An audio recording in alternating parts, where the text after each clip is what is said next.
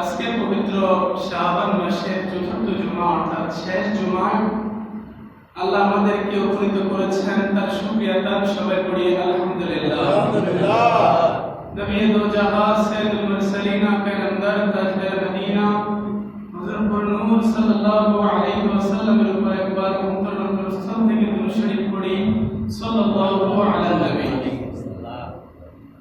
আজকে শাবান মাসের শেষ জুমা এবং আজকে সম্ভবত সৌদি আরব অর্থাৎ আরব কান্ট্রিতে যারা আছেন এরা চাঁদ দেখে আজকে দিন শেষে রাতে সেহরি খেয়ে আগামীকাল রোজা পালন করবেন ইনশাআল্লাহ। আল্লাহ চাহে তো আমাদের মাঝেও আর রোজা রমজান বেশি দেরি নেই, হয়তো আল্লাহ চাহে তো রবিবারে আমাদের মুখে আমরা রোজা পালন করবো ইনশাআল্লাহ। তো আল্লাহ রাব্বুল আলামিন আমাদেরকে একটা বছর অতিক্রম করে একটা বছর হায়াত দিয়ে বাঁচিয়ে রেখে আবারও আল্লাহ রাব্বুল আলামিন আরেকটা রমজান পর্যন্ত আমাদেরকে কবুল করেছেন, তার শুকরিয়া তার সবাই অন্তরের অন্তঃস্থল থেকে পড়ি আলহামদুলিল্লাহ। আজকের আলোচ্য বিষয় হচ্ছে রমজান মাসের ফজিলত, রোজা ও তারাবির গুরুত্ব। রমজান মাসের ফজিলত অর্থাৎ এই মাসটার যে ফজিলত রয়েছে এবং রোজার যে ফজিলত রয়েছে, তারাবির যে গুরুত্ব রয়েছে, ইনশাআল্লাহ ধারাবাহিকভাবে তা আলোচনা করার চেষ্টা করব। আল্লাহ রাব্বুল আলামিনের রোজার ব্যাপারে আল্লাহ পবিত্র কোরআনুল কারীমে সূরা বাকারার 183 নং আয়াতের মধ্যে আল্লাহ জাল্লা শানুহু তিনি ইরশাদ করেন, ইয়া আইয়ুহাল্লাযীনা আমানু কামা কুতিবা আলাইকুমুস সিয়ামু কামা কুতিবা আলাল লাযীনা মিন ক্বাবলিকুম লাআল্লাকুম তাত্তাকুন। বলেন সুবহানাল্লাহ। আল্লাহ রাব্বুল আলামিন ঈমানদারদেরকে উদ্দেশ্য করে বলেন, হে ঈমানদারেরা। কাদেরকে বলছেন? ঈমানদারদেরকে বলছেন, হে ঈমানদারেরা, তোমাদের প্রতি রোজা ফরজ করা হয়েছে যেমনি করে অতীতে তোমাদের পূর্বে যারা রয়েছিল তাদের প্রতি আল্লাহ ফরজ করেছিলেন। অর্থাৎ এই রোজার ব্যাপারে আল্লাহ বলেন, রোজা তোমাদের প্রতি ফরজ করা হয়েছে। এই রোজা আমাদের জন্য কি ফরজ? ইসলামের স্তম্ভ পাঁচটি। কয়টি? পাঁচটি। যাকে ইসলামের খুঁটি বলা হয়, স্তম্ভ বলা হয়, ইসলামের ভিত্তি বলা হয়, রোজা তার মধ্যে তৃতীয়। সুবহানাল্লাহ। পাঁচটি হচ্ছে ইসলামের মূল: ঈমান, নামাজ, রোজা, হজ অথবা যাকাত, হজ। সুবহানাল্লাহ। তাহলে এই রোজার গুরুত্ব আছে না নাই? আছে। আপনি নামাজকে গুরুত্ব দিয়ে পড়তে হবে, ফরজ আইন। 30 রোজা আমার আপনার উপর, যারা আমরা উপযুক্ত রয়েছি, জ্ঞানবান রয়েছি, সুস্থ রয়েছি, যারা আমরা বয়সে উপনীত হয়েছি, আমাদেরও 30টা রোজা হোক, 29টা রোজা হোক, আমাদেরকে পালন করা ফরজ আইন। সুবহানাল্লাহ। তাহলে এটা কি বাধ্যতামূলক? যারা অসুস্থ তাদের জন্য রুখসত, যারা সফরে আছে তাদের জন্য আল্লাহ রুখসত করেছেন। কিন্তু যারা সুস্থ সবলে চলাফেরা করতে পারে, যারা একেবারেই সুস্থ, তাদের জন্য এই 30 রোজা অথবা 29 রোজা আল্লাহ ফরজ আইন করেছেন। সুবহানাল্লাহ। তাহলে এই ফরজ আইন কি ছাড়া যাবে? জি না। ধারাবাহিকভাবে বলতেছি।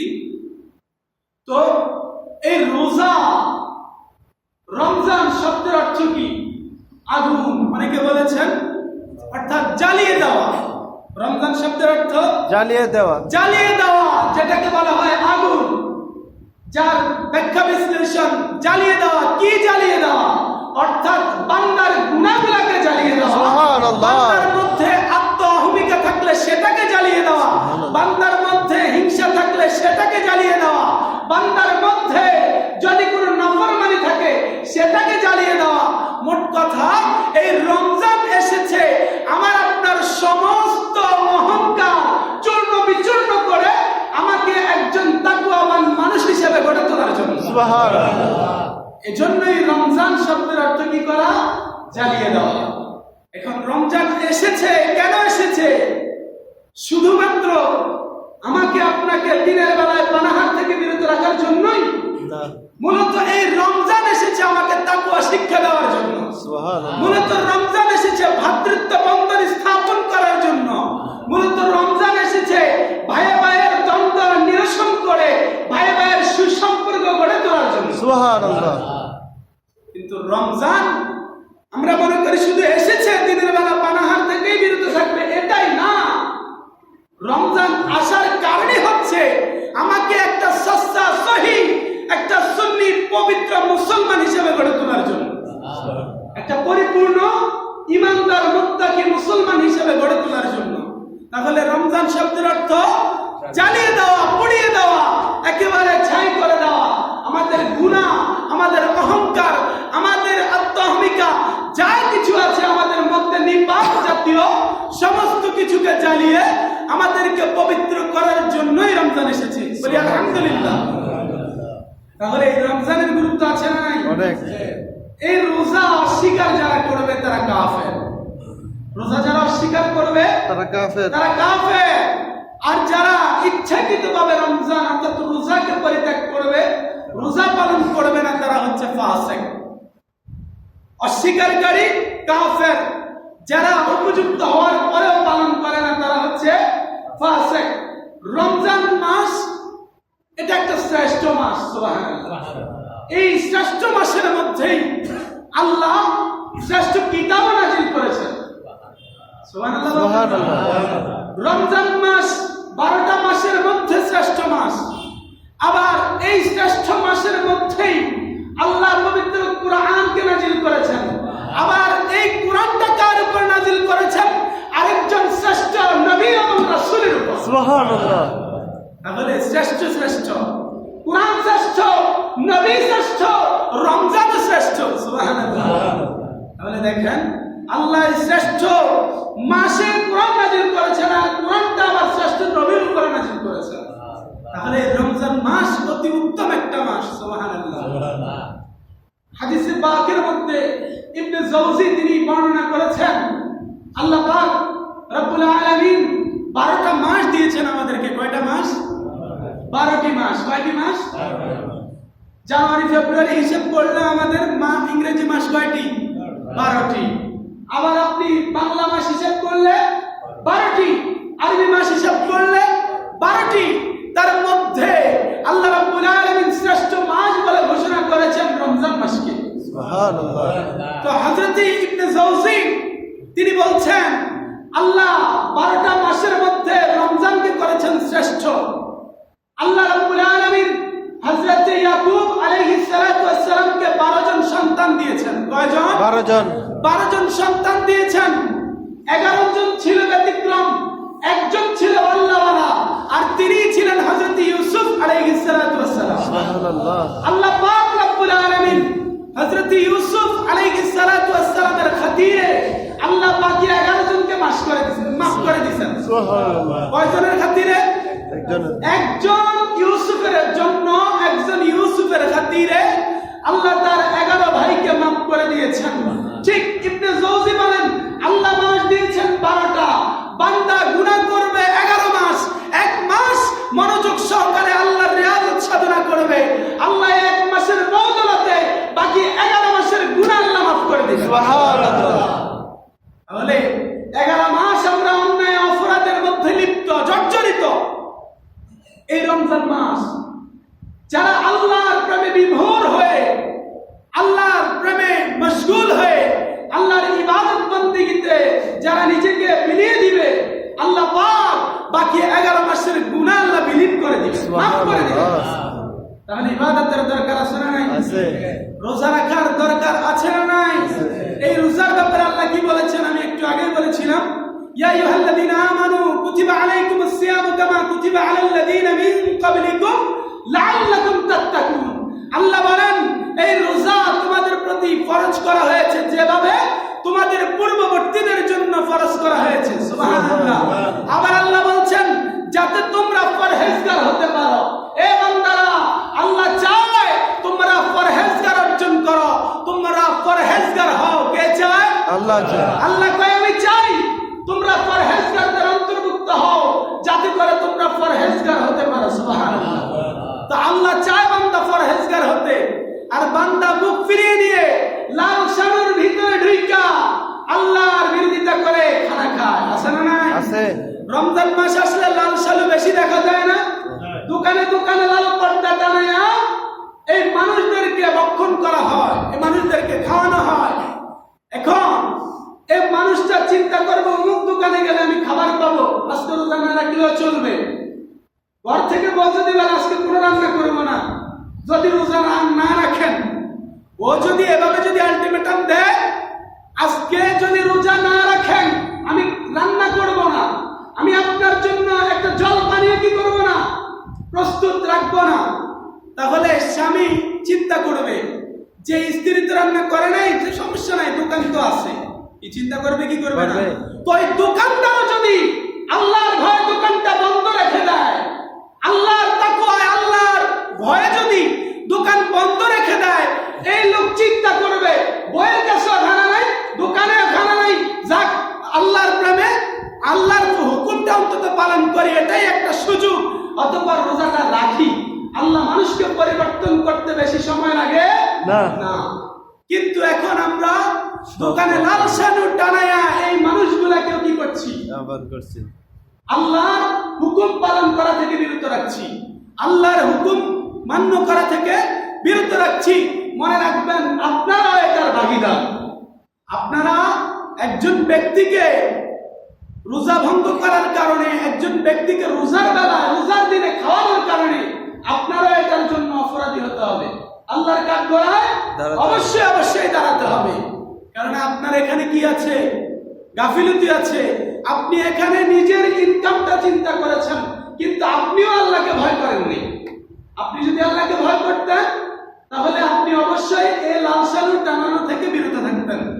আল্লাহ আমাদেরকে হেদায়েত দান করুক, সবাই বলি আমিন। অতঃপর অন্যত আয়াতের মধ্যে আল্লাহ বলেন শাহরু রমাদান আল্লাযী উনজিলা ফীহিল কুরআন হুদাল লিন-নাসি ওয়া বায়িনাতিন মিনাল হুদা ওয়াল ফুরকান। বলেন সুবহানাল্লাহ। আল্লাহ পাক রব্বুল আলামিন এই কুরআন মাজিদকে রমজান মাসে নাজিল করেছেন। বলেন সুবহানাল্লাহ। যাতে করে মানুষ হেদায়েতের বাণীসমূহ, হেদায়েতের নির্দেশ এবং মানুষ সমস্যার মীমাংসা বলি এই কোরআন থেকে মানুষ পায়। সুবহানাল্লাহ। এই কোরআন আমাদের সমস্ত সমস্যার সমাধান। সুবহানাল্লাহ। এই কোরআন আমাদের সমস্ত সমস্যার সমাধান দেয় কে? আল কোরআন। এজন্যই আল্লাহ বলেন আমি এই মাসে এই কোরআনকে নাজিল করেছি যাতে করে মানুষ সহজে এই কোরআন থেকে নিজেদের হেদায়েতের রাস্তা পেয়ে যায়, মানুষ যেন সমস্যার সমাধান পেয়ে যায়। সুবহানাল্লাহ। আল্লাহ পাক রব্বুল আলামিন এই রমজান মাসে জান্নাতের দরজাগুলো উন্মুক্ত করে দেন, জাহান্নামের দরজাগুলো বন্ধ করে দেন। তাহলে আল্লাহ কত রকমের বান্দাকে সুযোগ দিচ্ছেন, কিন্তু আমরা বান্দারা তারপরেও দেখাবো। আল্লাহ পাক রব্বুল আলামিন জান্নাতের সমস্ত দরজাকে উন্মুক্ত করে দেন, একটা দরজাকে আর বন্ধ করা হয় না।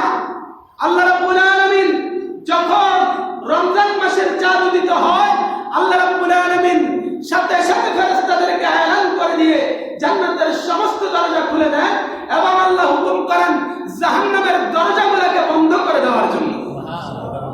তাহলে মানুষ জান্নাতে ঢুকবে আর জাহান্নাম বন্ধ, জাহান্নামে ঢুকতে পারবে? ঢুকতে পারবে না। বন্ধ। কিভাবে ঢুকবে? ঢুকবে কোথায়? জান্নাতে। আল্লাহ পাক রব্বুল আলামিন প্রতি রাতে বান্দাদেরকে অগণিত অসংখ্য সীমাহীন, আল্লাহর কোনো কি নেই, রহমতের কোনো সীমা নাই। আল্লাহ বান্দাদেরকে প্রতি রাতে রাতে বান্দাদেরকে জান্নাতের মধ্যে প্রবেশ করাবেন। কোথায়?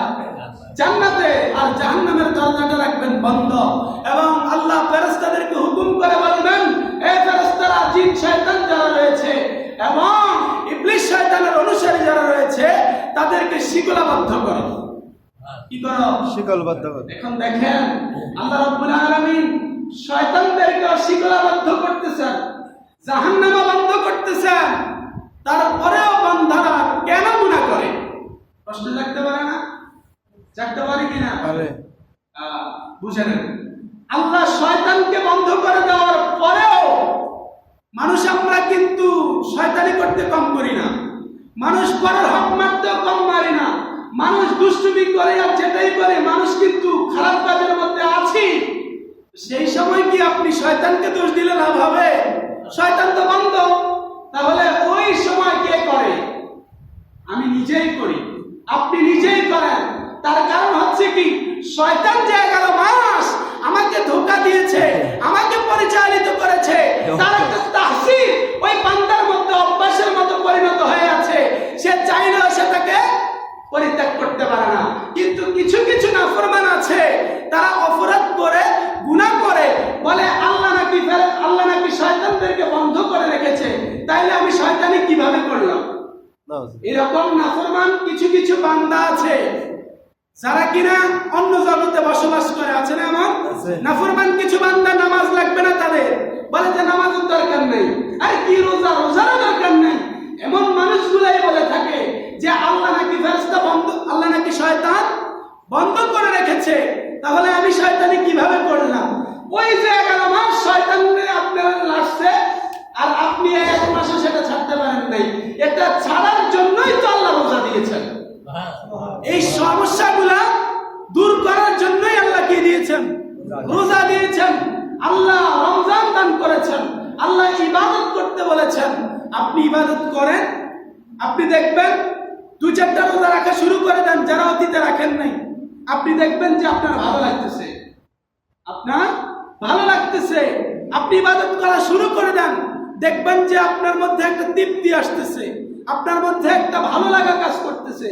এতদিন আপনাকে শয়তান দূরে রেখেছে, এখন আপনি একটু নিজেকে মনস্থ করে, নিজেকে একটু প্রস্তুত করে, আপনি এবার মনমানসিকতা সবকিছু ঠিক রেখে একটু ইবাদতে মনোনিবেশ করেন নিজেকে, দেখবেন যে আপনার ভালো লাগতেছে। এখন আমরা কি করতেছি? 11 মাসের মতোই রমজানটাকেও কাটিয়ে দিচ্ছি। সেজন্যই আমাদের 11 মাস যেমন, রমজান মাসও তেমন। আল্লাহ হেদায়েত দান করুক, সবাই বলি আমিন। আল্লাহ আমাদেরকে আল্লাহর রব্বুল আলামিনের এই 30 রোজাকে সম্মান ইজ্জত করার তৌফিক দান করুক, সবাই বলি আমিন। অতঃপর বাবারা আমার, জাহান্নাম হতে মুক্তি আল্লাহ এই রমজান মাসে দান করবেন। সুবহানাল্লাহ। এই রমজান মাসে, এই রমজান আমার আপনার জন্য সুপারিশ করবে।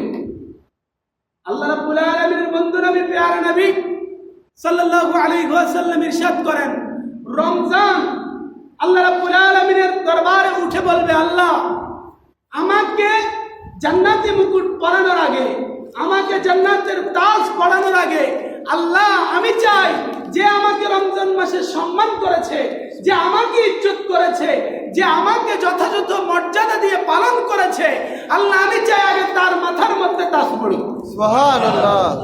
রমজান, এই রমজানটাও কি আল্লাহর কাছে আমার আপনার জন্য সুপারিশ করবেন। আল্লাহ আমাকে আগে নয়, আল্লাহ আমাকে যে ইজ্জত করেছে, আল্লাহ তাকে আগে কি করেন? আপনি তাজ পড়ান, জান্নাতি তাজ পড়ান, আপনি তাকে মুকুটটা পরিধান করেন। বলেন সুবহানাল্লাহ। অন্যথা হাদিসের মধ্যে হযরতে আবু হুরায়রা রাদিয়াল্লাহু তাআলা থেকে বর্ণিত, তিনি বলেন, নবী দো জাহাঁ সাইয়্যিদুল মুরসালিন নবী কামলিওয়ালা নবী ইরশাদ করেন, প্রথম রাত যখন আসে তখনই আল্লাহ জান্নাতের দরজা খুলে দেন, জাহান্নামের দরজা বন্ধ করে দেন, আর জান্নাতের দরজা সমূহ উন্মুক্ত করে দিয়ে আল্লাহ রাব্বুল আলামিনের একজন ফেরেশতা আহ্বান করে আমাদের উদ্দেশ্যে বলতে থাকে, তোমরা কে আছো? তোমরা কে আছো? আল্লাহ রাব্বুল আলামিনের রহমত কামনাকারী, তোমরা আল্লাহর রহমত কামনা করতে থাকো। আর তোমরা কে আছো? নাফরমান বান্দা, তোমরা এই নাফরমানি থেকে, তোমরা এই দুষ্টুমি ফাইজলামি থেকে, অর্থাৎ গুনাহ থেকে তোমরা মুখ ফিরিয়ে আল্লাহর দিকে তোমরা রুজু হও। বুঝেন নাই? জি। আহ্বানকারী বলতেছে, তোমরা যারা আল্লাহর অনুগ্রহ কামনা করছো, তোমরা আল্লাহর অনুগ্রহ কামনা করো। আর তোমরা যারা এখনো বেখেয়াল, এখনো যারা অমনোযোগী, তোমরা আল্লাহর প্রতি মনোযোগী হও। সুবহানাল্লাহ। তোমরা আল্লাহর প্রতি মনোযোগী হও। আল্লাহ পাক রব্বুল আলামিন যাকে ইচ্ছা আল্লাহ তাকে জান্নাত দান করবেন, বলেন না সুবহানাল্লাহ। এই যে ইচ্ছাকৃতভাবে আমরা অনেকেই রোজা ছেড়ে দেই, ভেঙে ফেলি, এর ব্যাপারে হযরত আবু হুরায়রা রাদিয়াল্লাহু তাআলা থেকে বর্ণিত রয়েছে, وعن أبي هريرة رضي الله تعالى قال قال رسول الله صلى الله عليه وسلم من أفطر يوما من رمضان من غير رخصة ولا مراد لم يقضي عنه صوم الدهر كله وإن صامه رواه الترمذي। নবী করিম সাল্লাল্লাহু আলাইহি ওয়াসাল্লাম ইরশাদ করেন, যদি কোনো ব্যক্তি উযর ব্যতীত, অসুস্থতা ব্যতীত, যদি কোনো ব্যক্তি কোনো সমস্যা ব্যতীত যদি কেউ রোজা, একটা রোজা ভঙ্গ করে, সে ব্যক্তি যদি সারা বছর, সে ব্যক্তি যদি সারা জিন্দেগি, সে ব্যক্তি যদি সারা জীবন ওই একটা রোজার কাফারা আদায় করতে চায়, সে যদি সারা বছর সারা জিন্দেগি রোজা পালন করে, এই একটা রোজার কাফারা আদায় হবে না। কিভাবে? ইচ্ছাকৃতভাবে যারা ভঙ্গ করবে, ইচ্ছাকৃতভাবে। তাহলে এই একটা রোজা চিন্তা করেন, আপনি জীবনে কতগুলা রোজা ভঙ্গ করেছেন, কতগুলা রোজা আপনি ইচ্ছাকৃত ছেড়ে দিয়েছেন, কতগুলা রোজাকে আপনি অপমান করেছেন, আপনি কতগুলা রোজাকে আপনি অসম্মান করেছেন। একটু রিয়েলাইজ করেন, অনুভব করেন, দেখেন, আপনি চিন্তা করবেন যে হায় হায়, জীবনে তো আমি অনেক রোজা আমি কি করেছি, রাখি নাই, ভঙ্গ করেছি। অথচ দেখেন আল্লাহ পাক রব্বুল আলামিনের বন্ধু নবী বলেন, সে যদি সারা জীবন রোজা পালন করে একটা রোজা, তারপরে সেটা কি হবে না, আদায় হবে না, যদিও সে রাখে। এবং লাস্টে আল্লাহর নবী বলেন, যদিও সে সারা জীবন রোজা রাখে, তারপরে কি হবে না, আদায় হবে না। আল্লাহ আমাদের অতীতের গুনাহগুলো মাফ করে দিক, সবে বলে আমিন। আর যারা অসুস্থ আছে তাদের জন্য ছাড় আছে, তারা যেন পরবর্তীতে রোজাগুলা কি করে নেয়, রাখতে পারে, পালন করে নেয়, তারা যেন রোজাগুলা পূর্ণ করে নেয়। যারা অসুস্থ আছে এবং যারা সফর অবস্থায় থাকে, আল্লাহ তাদের জন্য কি করেছেন, রুখসত করেছেন। যদি সে চায় তাহলে রোজাটাকে ভঙ্গ করে সে আবার পুনরায় রোজাটাকে পরবর্তীতে আদায় করতে পারে। মোট কথা, ওজর ব্যতীত রোজা ভাঙলে, সারা জীবন রোজা পালন করলেও সেটার কাফারা আদায় হবে না। অতএব বাবারা আমার, আল্লাহ পাক রব্বুল আলামিনের কাছে আমরা প্রার্থনা করব, আল্লাহ যেন যেই কয়টা রোজাই হোক, আল্লাহ যেন সবগুলা রোজা, তারাবি, সেহরি, ইফতারি আমাদের প্রত্যেকের তাকদীরে নসিব করুক, সবাই বলি আমিন। অসংখ্য সওয়াব এই রমজান মাসে আল্লাহ আমাদেরকে দান করবেন। সওয়াবের দরকার আছে না নাই? নাকি চলে? মনে রাখো, দেখো আওয়াজটা দেখো। অসংখ্য সওয়াব আল্লাহ রাব্বুল আলামিন এই রমজান মাসে আমাদেরকে দান করবেন। হাদিস কানা সালমান ফারসি রাদিয়াল্লাহু তাআলা থেকে, অনেক লম্বা একখানা হাদিস, হযরত সালমান ফারসি রাদিয়াল্লাহু তাআলা থেকে বর্ণিত। তিনি বলেন, রাসূলুল্লাহ সাল্লাল্লাহু আলাইহি ওয়াসাল্লাম ইরশাদ করেন, শাবান মাসের শেষের দিন আমাদের উদ্দেশ্যে, যেমন আজকে কিন্তু শাবান মাসের একেবারেই শেষ লগ্নে, একেবারেই শেষ লগ্নে, ঠিক আল্লাহ রাসূল, প্যারা রাসূল সাল্লাল্লাহু আলাইহি ওয়াসাল্লাম শাবান মাসের শেষ লগ্নে, শেষের দিন সাহাবায়ে কেরামদের উদ্দেশ্য করে তিনি ভাষণ দিচ্ছেন, তিনি তিনাদেরকে বাণী শোনাচ্ছেন, হাদিসে পাক শোনাচ্ছেন। আল্লাহর নবী সাল্লাল্লাহু আলাইহি ওয়াসাল্লাম তিনাদের উদ্দেশ্য করে বলেন, হে লোক সকল, আমাদের মাঝে এমন একটা বরকতময় মাস আগমন করতেছে, বলেন সুবহানাল্লাহ। নবী কি বলেন? হে লোক সকল, আমাদের মাঝে এমন একটা বরকতময় মাস আগমন করতেছে, এটা এমন এক মাস যাতে এমন এক রাত রয়েছে যে রাতটা হাজার মাসের চাইতে উত্তম, সুবহানাল্লাহ। যে মাসটা, যে রাতটা হাজার মাসের চাইতেও উত্তম। অতঃপর নবীজি বলেন, আল্লাহ এই মাসের রোজাকে ফরজ করেছেন এবং রাতে ইবাদত করাকে নফল করেছেন, সুবহানাল্লাহ। অর্থাৎ আমরা যে রোজাগুলো পালন করব তা আমাদের জন্য ফরজ, আর রাতের ইবাদতটা আল্লাহ আমাদের জন্য নফল করেছেন। বড়ই আমাদের জন্য নিয়ামতের বিষয় হচ্ছে, আল্লাহ পাক রব্বুল আলামিন আমাদের জন্য অনেক অনেক অনেক সওয়াব রেখেছেন। যেমন নবীজি বলেন, ওই ব্যক্তি যে ব্যক্তি এই রমজান মাসে একটি ফরজ আদায় করবে। কয়টি ফরজ? একটি ফরজ আদায় করে। অর্থাৎ একটি ফরজ যে ব্যক্তি আদায় করবে, আল্লাহ পাক রব্বুল আলামিন তাকে 70টা ফরজ আদায়ের সওয়াব দান করবে। সুবহানাল্লাহ। কয়টা সওয়াব আদায় করলে? একটা ফরজ আদায় করলে আল্লাহ বান্দাকে 70টা ফরজের সওয়াব দান করবেন। আর যদি কোনো বান্দা এই মাসে একটা নফল ইবাদত করে, কি ইবাদত? নফল ইবাদত। আল্লাহ অন্য মাসের অন্য দিনে আল্লাহ একটা ফরজ ইবাদতের সমপরিমাণ সওয়াব দিবেন। আদায় করলেন না রমজান মাসের নফল ইবাদত, আল্লাহ আমাকে দিচ্ছেন কিসের? ফরজের সওয়াব। অন্যান্য দিনে ফরজের সওয়াব।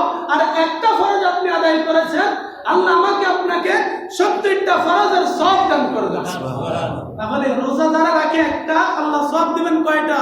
70টা। 70টার সওয়াব দান করবেন। রমজানে 1 টাকা দান করবেন, আল্লাহ 70-এর অধিক।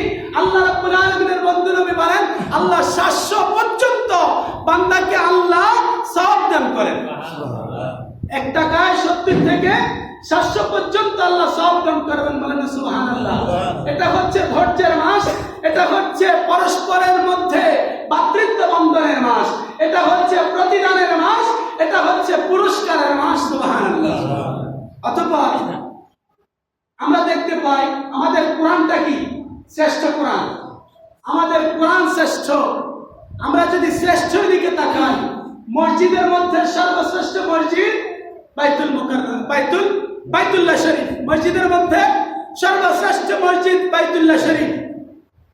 উপত্যকার মধ্যে সর্বোত্তম উপত্যকা হচ্ছে বাইতুল মুকাদ্দাসের উপত্যকা। পাথরের মধ্যে যদি হিসাব করি, সর্বশ্রেষ্ঠ পাথর হচ্ছে হাজরা আসওয়াদের পাথর। পানির মধ্যে যদি হিসাব করি, সর্বশ্রেষ্ঠ পানি হচ্ছে জমজমের পানি। কুরআন কিতাবের মধ্যে যদি হিসাব করি, সর্বশ্রেষ্ঠ কিতাব আল কুরআন। নবী রাসূলদের মধ্যে যদি হিসাব করি, নবীদের মধ্যে সর্বশ্রেষ্ঠ নবী হচ্ছেন আমাদের নবী মুহাম্মদুর রাসূলুল্লাহ সাল্লাল্লাহু আলাইহি ওয়াসাল্লাম। আর দিনের মধ্যে যদি হিসাব করি, দিনের মধ্যে সর্বশ্রেষ্ঠ দিন হচ্ছে কোন দিন? দিনের মধ্যে যদি হিসাব করি, সেটা হচ্ছে জুমার দিন। সুবহানাল্লাহ। সেটা কিসের দিন? জুমার দিন। যদি আমরা রাতের ইবাদতের দিক দিয়ে হিসাব করি, সেই ইবাদতের দিক দিয়ে রাত হচ্ছে শবে কদরের রাত। আর মাস সমূহের দিক দিয়ে যদি আমরা হিসাব করি, তাহলে সব মাসের চাইতে শ্রেষ্ঠ মাস মাহে রমজান। সুবহানাল্লাহ। তাহলে সবকিছুর একটা শ্রেষ্ঠত্ব আছে, আছে না নাই? আছে। সবকিছুর একটা ভালো খারাপ কোয়ালিটি আছে, ভালো খারাপ দিক আছে, গুণাগুণ আছে, ফজিলত আছে, নিয়ামত আছে। তো ঠিক তেমনি করে মাসসমূহের মধ্যেও সর্বশ্রেষ্ঠ মাস এই রমজান মাস। তাহলে ইজ্জতটা কি অন্য দিনের চাইতে কম করবো না বেশি করব? বেশি করব। সম্মানটা কি অন্য দিনের চাইতে কম করবো না বেশি করব? তাহলে আমরা আল্লাহর কাছে আল্লাহর প্রতিদান পুরস্কার স্বরূপ আল্লাহ বলেন তাদের জন্য রয়েছে জান্নাত। সুবহানাল্লাহ। আমাদের জন্য রয়েছে কি? জান্নাত। এবং আল্লাহ রাব্বুল আলামিন এই রমজান মাসে সম্মান করার কারণে দেখেন, আমরা মুসলমান, আজ আমরা রমজানকে সম্মান করছি না, ইজ্জত করছি না। কিন্তু বুখারা শহরের এক ব্যক্তি ছিল অগ্নি পূজারী। কি পূজারী? অগ্নি পূজারী। এখন বর্তমানে দেখবেন রমজান মাস আসলে আমাদের মুসলমানদের তাকওয়া, মুসলমানদের ধর্মী বিরুদ্ধা, এটা বেশি হওয়ার কথা না কম হওয়ার কথা? বেশি হওয়ার কথা। কিন্তু রমজান মাস আসলে সিন্ডিকেট বেড়ে যায়। রমজান মাস আসলে অসাধু ব্যবসায়ীর চেহারাগুলো দেখা যায়। রমজান মাস আসলে অনেক অনেক চরিত্র ফুটে ওঠে। ফুটে কি ওঠে না? উঠে। অনেক মানুষের দিনদারিতা ফুটে ওঠে এই রমজান মাস আসলে। আবার দেখবেন এই রমজান মাসকে ঘিরে অনেক বিধর্মীরা রমজান মাসকে সম্মানও করে। এমন আছে না নাই? এমন অনেক হিন্দুদেরকেও দেখা যায় রমজান মাসে লাভটা কম করতে দেখা যায় অনেক দোকানদারকে। অনেক দোকানদারকে লাভটা কম করতে দেখা যায় অন্য দিনের তুলনায়। এমন অনেক দেখেছি কম বেশ। তো তারই মধ্যে করে একজন ব্যক্তি বুখারা শহরের মধ্যে তিনার বসবাস ছিল। ওই ব্যক্তি রমজান তিনার সন্তানকে নিয়ে, তিনার ছেলেকে নিয়ে বাজারের মধ্যে, বুখারা শহরের যে বাজার, ওই বাজারের মধ্যে বের হলো তিনার সন্তানকে নিয়ে। প্রতিমধ্যে সন্তান লোকালয়ে মানুষের সামনে সে আহার করতেছে। এখন আমাদের ছেলে সন্তানরা হেঁটে হেঁটে খাবার খায় না? তখন ওই ব্যক্তির সামনেও তার ছেলেটা হেঁটে হেঁটে খাবার খাচ্ছে। বাবা তাকে ধমক দিয়ে একটু আঘাত করলো, বলছে তুমি কি করছো? এটা রমজান মাস, এটা আল্লাহর একটা শ্রেষ্ঠ মাস, এটা আল্লাহর একটা প্রিয় মাস, এটা বান্দাদের একটা শ্রেষ্ঠ মাস, তুমি এটা কি করছো? এই সন্তান, তুমি এটা করো না। সন্তান উঠে বলছে, বাবা একটু আগে তো আপনিও খাইছেন। এমন আছে না? আছে। যে একটু আগে তো আপনিও খেয়েছেন। সন্তান যখন এক কথা বাবাকে বলল, বাবা বলছে, হ্যাঁ আমি খেয়েছি, তবে কোনো রোজাদার ব্যক্তির সামনে নয়, কোনো রোজাদার ব্যক্তির সামনে নয়। এজন্যই কোনো রোজাদারের সামনে খাওয়াটাও কি নিষেধ। এগুলো একটু খেয়াল রাখবেন। তো ওই ব্যক্তি বলছে, আমি খেয়েছি বাড়ির মধ্যে, কেউ দেখে নাই, কোনো মুসলমানের কোনো সমস্যা হয় নাই, কিন্তু তুমি তো অপেনলি বাজারের মধ্যে তুমি খাচ্ছ, এটা দেখতে দৃষ্টিকটু মনে হচ্ছে। এই সন্তানকে পিতা কি করেছে? শাসন করেছে। রমজান সম্পর্কে ভালো কথা বলেছে না খারাপ কথা বলেছে? আপনাদের মনে হয় আজকে মনটা বেজার না? রমজান মনে হয় 2-1 দিনের মধ্যে চলে আসছে, দেখে অনেকের মন বেজার। জি না। অফিলি সিগারেট টানতে পারবে না, দিনের বেলায় দোকান আড্ডা দিয়ে খাইতে পারবে না, তাই না? অনেকের রমজান আসলে কিন্তু মাথা খারাপ হয়ে যায়। রমজান আসলে অনেকে মাথা হ্যাং হয়ে যায়, খারাপ হয়ে যায়। অনেকেই বলে রমজান মাস না আসলে ভালোই হইতো, নাউজুবিল্লাহি মিন যালিক। অনেকে দুষ্টুমির ছলে বলে ফেলে যে হুজুর রমজানটা না আসলে ভালো হইতো না, নাউজুবিল্লাহি মিন যালিক। এমন অনেক মানুষ আছে। এই রমজান এসেছে আমাদেরকে কি করার জন্য? পরিশুদ্ধ করার জন্য। অতঃপর এই ব্যক্তি সন্তানকে ভালো ওসিয়ত করেছে। এই ব্যক্তি যখন ইন্তেকাল করলো, এই ব্যক্তির সন্তান একদিন স্বপ্নে দেখে বাবা অনেক সুন্দর চাকচিক্যময়, অনেক রাজকীয়ময় একটা জায়গার মধ্যে ঘুরোঘুরি করতেছে। সুবহানাল্লাহ। সন্তান বাবাকে এই স্বপ্নের মধ্যে জিজ্ঞেস করছে, বাবা আপনি এত সুন্দর জায়গার মধ্যে কিভাবে, কেন? অতঃপর ওই ব্যক্তি জবাব দিচ্ছে, এটার কারণ একটাই, রমজান মাসে আমি যখন তোমাকে আল্লাহর রমজানের পবিত্রতার কথা বলেছি, তোমাকে শাসন করেছি, রমজানের পবিত্রতা নিয়ে আমি তোমাকে ভালো কথা শুনিয়েছি, আল্লাহ রাব্বুল আলামিন এটার বদৌলতে আল্লাহ আমাকে জান্নাত দান করেছে। সুবহানাল্লাহ।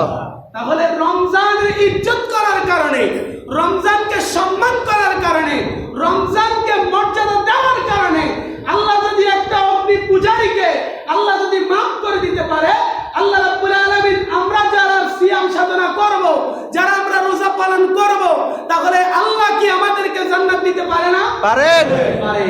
তবে ঈমানটা থাকতে হবে একনিষ্ঠ, সচ্চা ঈমান, একেবারে পিওর, একেবারে ইনটেক ঈমান থাকতে হবে। তারপরে আপনি আমল করলে সেটা কাজ হবে। কিন্তু বেঈমান ঈমান নিয়ে যদি কাজ করেন, যে আল্লাহ কবুল করলে করো, না করলে নাই, তাহলে আল্লাহ কি করবো?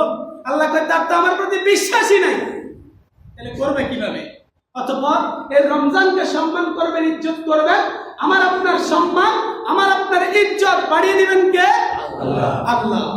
অতঃপর যারা আমরা লাল সালু টানাই না, রমজানের ইজ্জত ক্ষুণ্ণ করছি, তারা মনে রাখবেন আল্লাহর কাঠগড়ায় দাঁড়াতে হবে।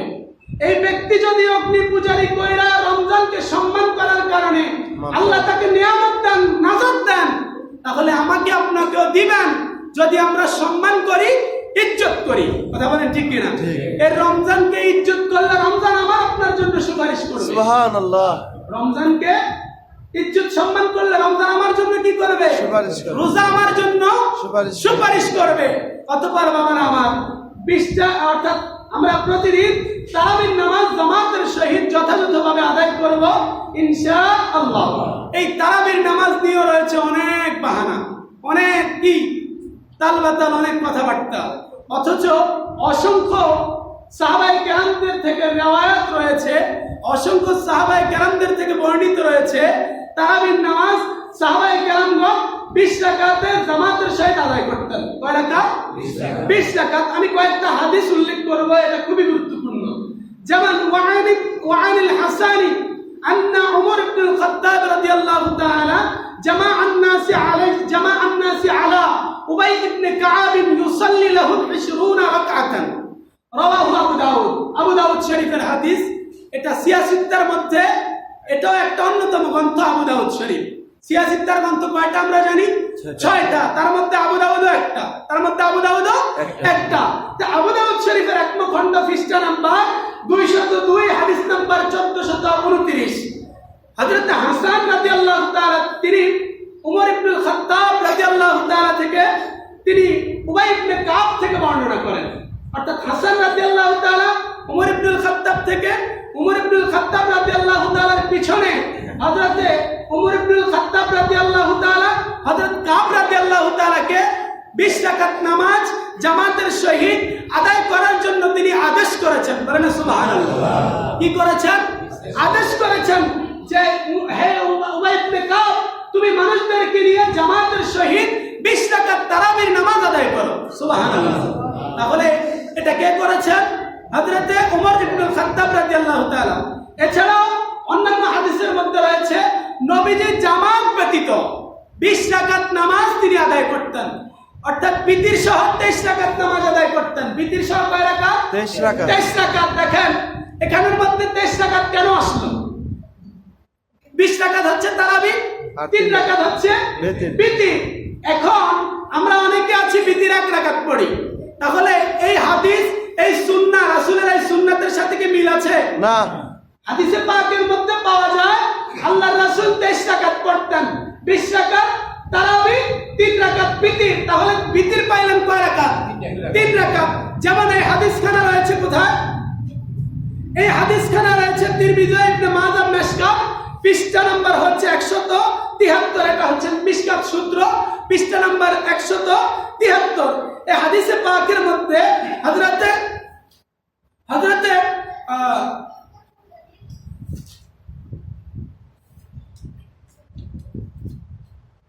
এই হাদিসের পাকের মধ্যে হযরত আলী রাদিয়াল্লাহু তাআলা, আলী রাদিয়াল্লাহু তাআলা কে? তিনি চতুর্থ খলিফার মধ্যে অন্যতম একজন খলিফা এবং তিনি আহলে বাইতের সদস্য, আল্লাহ রাসূলের জামাতা। তো সেই ব্যক্তি কি কম জানে না বেশি জানে? বেশি জানে। আলী রাদিয়াল্লাহু তাআলা হচ্ছেন নবীজির সবচেয়ে কাছে, সবচেয়ে ঘনিষ্ঠ ব্যক্তি, যিনি কিনা আহলে বাইতের সদস্য। সে আলী রাদিয়াল্লাহু তাআলা থেকে বর্ণিত হাদিসটা দেখেন। কার থেকে? আলী রাদিয়াল্লাহু তাআলা থেকে বর্ণিত।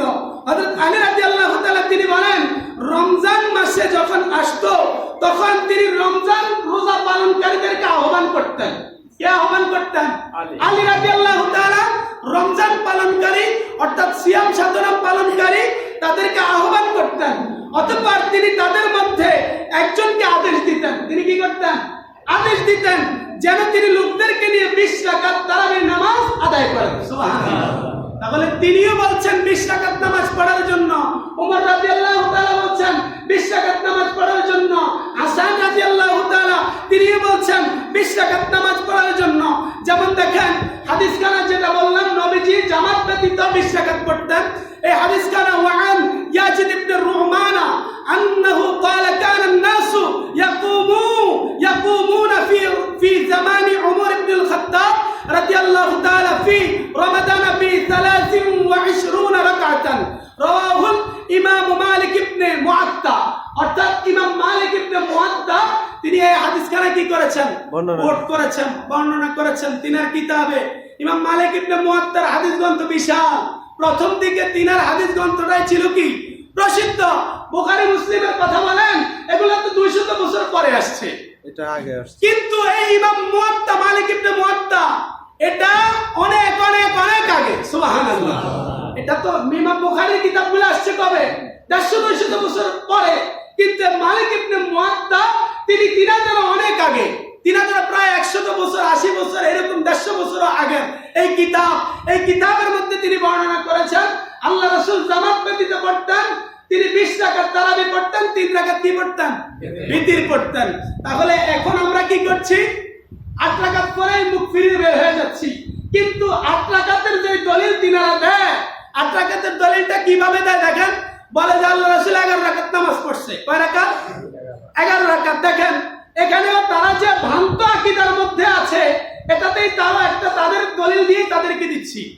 তিনারা বলে আল্লাহ রাসূল 11 রাকাত নামাজ পড়েছেন, কিভাবে? 8 রাকাত তারাবি, 3 রাকাত বিতির। এখানে বলছে 3 রাকাত বিতির, কিন্তু পালন করার ক্ষেত্রে তিনারা 1 রাকাত বিতির পড়ে। কয় রাকাত বিতির পড়ে? তিনারা লক্ষ্য করবেন, তিনারা কিন্তু বিতির পড়ে 1 রাকাত, কিন্তু দলিল দিচ্ছে বিতিরের 3 রাকাত, কিন্তু পড়তেছে 1 রাকাত। রমজান মাস আসলে তারাবির দলিল দেওয়ার সময় তিনারা বিতিরটাকে বানায় 3 রাকাত, অন্য সময় বিতির বানায় ফেলে 1 রাকাত। তাহলে ভেজাল আছে না নাই? ভেজাল আছে। এগুলা নিয়ে একটু ভালো করে ঘাটাঘাটি করবেন, দেখবেন যে 20 রাকাতের মধ্যে অধিকাংশ ফুকাহায়ে কেরামগণ, অধিকাংশ সালফে সালেহিনগণ, অধিকাংশদের মত তাকলিদ হচ্ছে এই 20 রাকাতের প্রতি। আল্লাহ আমাদের প্রত্যেককে হেদায়েত দান করুক, সবাই বলি আমিন। আল্লাহ আমাদেরকে 20 রাকাত তারাবির নামাজ জামাতের সহিত আদায় করার তৌফিক দান করুক, বলেন আমিন। এছাড়া দেখেন আব্দুল্লাহ ইবনে আব্বাস, তিনি কে? আব্দুল্লাহ ইবনে আব্বাস তিনি আল্লাহ রাসূলের চাচা। তো সেই আব্দুল্লাহ ইবনে আব্বাস থেকে হাদিস রয়েছে ইমাম বাইহাকি সুনানে কুবরার মধ্যে। এখানের মধ্যে আছে ওয়ান ইবনে আব্বাস قال كان النبي صلى الله عليه وسلم يصلي في شهر رمضان في غير جماعة ب20 ركعة والإثر। অর্থাৎ আল্লাহ রাসূল 20 রাকাত তারাবি পড়তেন, জামাত ব্যতীত 3 রাকাত কি পড়তেন? বিতির পড়তেন। এই হাদিস খানার মধ্যে রয়েছে। তাহলে হাদিস তো অলরেডি 4-5টা বললাম, সবগুলোর মধ্যেই 20 রাকাতের হাদিস। কিন্তু এখন আমরা পড়ার ক্ষেত্রে কি করছি? 8 রাকাতের দলিল দেই, এটা হচ্ছে তাহাজ্জুদের দলিল। এটা হচ্ছে তাহাজ্জুদের দলিল। যদি কারো এটা নিয়ে একটু বোঝাপড়ার কিছু থাকে তাহলে আলহামদুলিল্লাহ আমাদের কাছে বলবেন যে হুজুর আপনি ভুল বলেছেন এইভাবে, ইনশাআল্লাহ আমরা রাজি আছি ইনশাআল্লাহ। তাছাড়া দেখেন আরেকটা কথা না বললেই না, আমাদের মা বোনরা রমজান মাস আসলে ঘর থেকে বের হয়ে বাহিরে নামাজ পড়ার একটা হিড়িক লেগে যায়, আছে না নাই? আছে। আমি কিন্তু আমার কথা বলবো না, আমি আল্লাহ রাসূলের হাদিস থেকে কথাগুলো বলবো, বলার চেষ্টা করব। তো এখন রমজান মাস আসলে মা বোনরা কোথায় নামায়? অর্থাৎ ঘর থেকে বের হয়ে জামাতে তারাবি পড়ার জন্য একটা হিড়িক লেগে যায় না? যে দেখা গেল রাস্তা দিয়ে আর বাবারে মনে হয় যে হুরের বাবেরা যাচ্ছে। অনেকে এখন আমার কথায় রাগ করবে, কিন্তু আপনাদের ভালোর জন্য বলছি। দেখেন ইবনে মাসউদ রাদিয়াল্লাহু তাআলা নবী করিম সাল্লাল্লাহু আলাইহি ওয়াসাল্লাম থেকে তিনি বর্ণনা করেন, আবু দাউদ 1 খণ্ড পৃষ্ঠা নাম্বার 84 হাদিস নাম্বার 570। এটা সিয়াসিত্তার গ্রন্থের মধ্যে একটি। তো হযরত ইবনে মাসউদ রাদিয়াল্লাহু তাআলা বর্ণনা করছেন কার কাছ থেকে? নবীজির কাছ থেকে। আপনাদের মনে করে কষ্ট নিচ্ছেন? না। রাগ করতেছেন? মা বোনদের ইজ্জত বাঁচানোর দায়িত্ব কি আপনাদের না অন্য পুরুষের? মা বোনদেরকে জাহান্নামে যাওয়া থেকে বাঁচানোর এটা কি আপনাদের দায়িত্ব না অন্য আরেকজনের? আমাদের দায়িত্ব বলে দেওয়ার বলে দিচ্ছি। তো ইবনে মাসউদ রাদিয়াল্লাহু তাআলা নবীজি থেকে বর্ণনা করছেন, তিনি বলেন নবী করিম সাল্লাল্লাহু আলাইহি ওয়াসাল্লাম ইরশাদ করছেন, মহিলার ঘরের নামাজ তার বারান্দার নামাজ অপেক্ষায় উত্তম। সুবহানাল্লাহ। অর্থাৎ মহিলার ঘরের নামাজ তার বারান্দার নামাজের চাইতেও উত্তম। অর্থাৎ এটা দ্বারা কি বুঝলেন? বারান্দা আমাদের ঘরের একটা অংশ। আল্লাহ রাসূল সেই বারান্দাতেও বলেন এই নামাজ পড়ো। আল্লাহ রাসূল বলেছেন মহিলাদের বারান্দার চাইতেও তাদের ঘরের ভিতরে নামাজ পড়া উত্তম। তাহলে আপনি কিভাবে বারান্দা ছাইরা, ঘর ছাইরা আপনি অন্য জায়গায় যায় নামাজ পড়েন? তাহলে আল্লাহ রাসূলের হাদিসের সাথে মিল আছে? আল্লাহ রাসূল তো বারান্দাকেও বলেন এটা উত্তম। আল্লাহ রাসূল বারান্দার চাইতে কি বলেছেন? ঘরকে উত্তম বলেছেন। এবং অন্য রাওয়ায়াতের মধ্যে রয়েছে যা উম্মে সালামা রাদিয়াল্লাহু তাআলা থেকে বর্ণিত। এই উম্মে সালমা রাদিয়াল্লাহু তাআলা কে? আল্লাহ রাসূলের একজন স্ত্রী। সুবহানাল্লাহ। তিনি কে? আল্লাহ রাসূলের একজন স্ত্রী। তো তিনি বলছেন আমি নবীজি সাল্লাল্লাহু আলাইহি ওয়াসাল্লাম থেকে শুনেছি আল্লাহ রাসূল সাল্লাল্লাহু আলাইহি ওয়াসাল্লাম ইরশাদ করেছেন, নবীজি বলেছেন মহিলাদের বাহিরের চেয়ে ঘরের অভ্যন্তরে একেবারে খাস কামরায় মহিলাদের নামাজ পড়া সবচাইতে উত্তম। বারান্দার চাইতে ঘর উত্তম। আর ঘরের মধ্যে রুম আছে না 4-5টা, তার মধ্যে আল্লাহ রাসূল বলেন নাই যে কোনো একটায়, বরং আল্লাহ রাসূল বলেছেন তার খাস কামরায়। এখন আমাদের মা বোনদের নিজস্ব একটা খাস কামরা থাকে না? স্বামী স্ত্রীর একটা খাস কামরা থাকে না?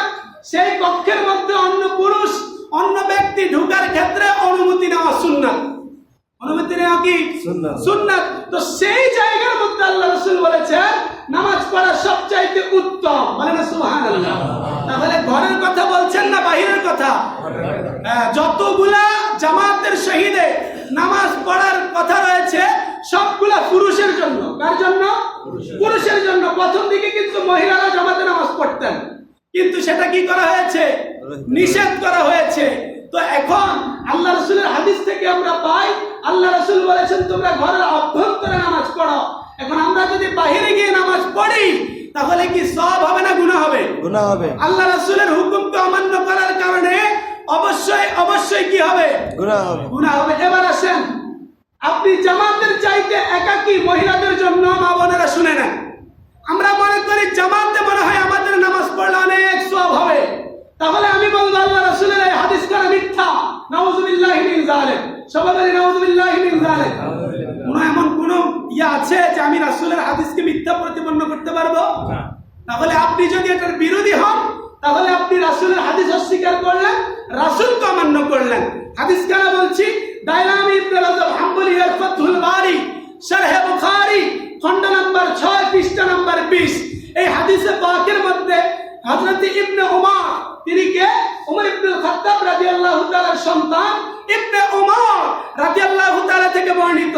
এই হাদিসে পাকের মধ্যে নবীজি বলেন মহিলাদের একাকী নামাজ পড়া জামাতে পড়ার চাইতে 25 গুণ বেশি সওয়াব। সুবহানাল্লাহ। সুবহানাল্লাহ আওয়াজ মনে রাখ করেছেন। সুবহানাল্লাহ। কি বলেছেন আল্লাহর নবী? মহিলারা জামাতের চাইতে একাকী নামাজ পড়া 25 গুণ বেশি সওয়াব। 25 গুণ বেশি সওয়াব। আমি বলছি না, রাসূল বলছেন। তাহলে একাকী না জামাতে? তাহলে আপনি যে আল্লাহ রাসূলের হাদিসকে অমান্য করে যায় জামাতে যায় নামাজ পড়তেছেন, তাহলে সওয়াব কি এটাতে বেশি হচ্ছে না একাকী পড়লে বেশি? একাকী 25 গুণ সওয়াব বেশি জামাতের চাইতে। আর পুরুষের ক্ষেত্রে ভিন্ন। আর পুরুষের বেলায় একাকী চাইতে পুরুষ যদি জামাতে নামাজ পড়ে এক বর্ণনা রয়েছে 25 গুণ, অন্য বর্ণনা রয়েছে 27 গুণ। বলেন সুবহানাল্লাহ। তাহলে এটা হচ্ছে বিপরীত। পুরুষের জন্য জামাতে আর মহিলাদের জন্য একাকী। আল্লাহ আমাদেরকে বুঝদান করুক। সবাই বলি আমিন। আমি আমার